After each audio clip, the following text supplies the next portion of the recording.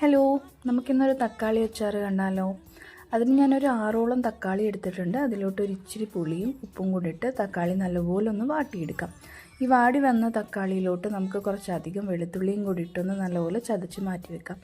ഒരു ചട്ടിയിലോട്ട് കുറച്ച് എണ്ണ, കടുക്, നല്ല ജീരകം, പിന്നെ ഉഴുന്നും ഇതും കൂട്ടിയിട്ട് ഒന്ന് പൊട്ടിച്ചിട്ട് അതിലോട്ട് കറിവേപ്പില, വറ്റൽമുളകും കുറച്ചധികം വെളുത്തുള്ളിയും കൂടിയിട്ട് നമുക്ക് നല്ലപോലെ ഒന്ന് മൂപ്പിച്ചെടുക്കാം. അതിലോട്ട് തന്നെ നമ്മൾ മിക്സ് ചെയ്ത് വെച്ചിരുന്ന തക്കാളിയും കൂടെ ആഡ് ചെയ്ത് കുറച്ച് മഞ്ഞൾപ്പൊടി, കുറച്ചധികം മുളക് പൊടിയും കൂടിയിട്ട് നല്ലപോലെ ഒന്ന് വഴറ്റിയിട്ട് അത് സൈഡിൽ വഴട്ടെ.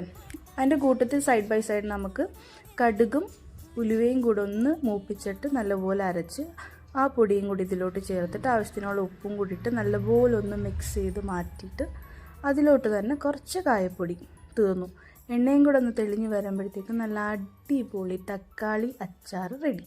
എപ്പോഴും മാങ്ങ അച്ചാറും നാരങ്ങ അച്ചാറും കൂട്ടിയാൽ മതിയോ? വല്ലപ്പോഴും ഇതൊക്കെ കൂട്ടണ്ടേ? ഇതും കൂടെ ഒന്ന് ട്രൈ ചെയ്തിട്ട് let me know in the comments.